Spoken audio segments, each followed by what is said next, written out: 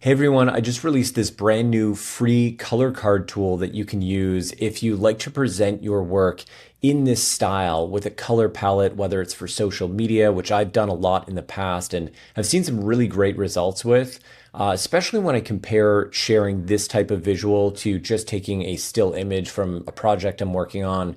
For whatever reason, when I put it into this format and I have the scopes and the color palette, it tends to perform a lot better organically and reach a lot more people. But it's also a really useful format to use in decks if you're pitching something to a producer or if you're working with the DP and collaborating and just kind of want to add a little bit more of a visual touch to what you're doing. So if for whatever reason you like making these, you can now avoid Photoshop and you don't have to go in there and kind of build it from scratch every time. Instead, you can use this free tool that I've made available. It's at library.cinecolor.io. And there's also a link in the video description. So if you guys just want to go over and test it right now, just go to that link. So when you first load the website, you're going to see this LUT preview area. You can choose to apply these LUTs to your footage or shot if you'd like, but you don't have to. These are actually all the LUTs that I've personally made and released over the years. So they're all in this library. But that's kind of a separate component than the color card. The color card itself, what you're going to want to do is click on try your own footage here on the top right, and then just select choose an image, pick any still image or screenshot from your film that you want to use. And if it's not in Rec 709, if it's in some sort of log format, just make sure that you change the log setting down here to whatever the correct setting is for your camera. That will do the Rec 709 conversion first.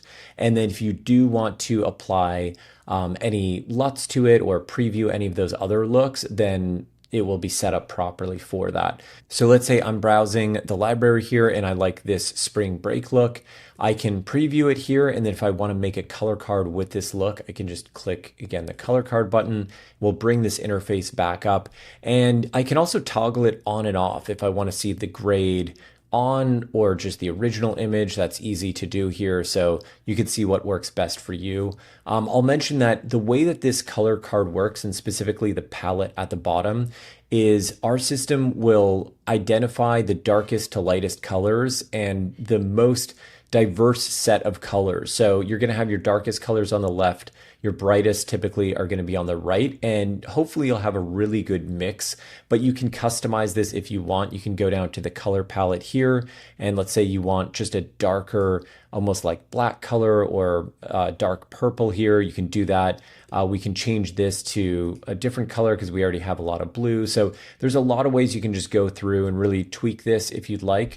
You can also change the label here if you just want to call it color sample or whatever your label may be. You can turn that on and off as well. You can change the aspect ratio as well. So you can select between original and full. So if you're have a wider or narrower aspect ratio in your original footage, it will just give you exactly what you put in to begin with. You can do 185, 2.0, 235, and 239 aspect ratios. And then you can change this at the top. So this is just a scope that kind of shows you the color levels. This is a histogram scope right now, but you can also choose waveform, RGB parade, or in this case, I'm just going to go back to histogram. That's my personal favorite. And that's basically it. Once you have this down and you like what it looks like, you can just download the PNG right here or click share and publish it directly to social media. So really hope this makes it a lot easier for all of you to make these palettes. If you want to go test it for yourself right now, go to library.cinecolor.io. And if you enjoy it, let me know what you think in the comments below.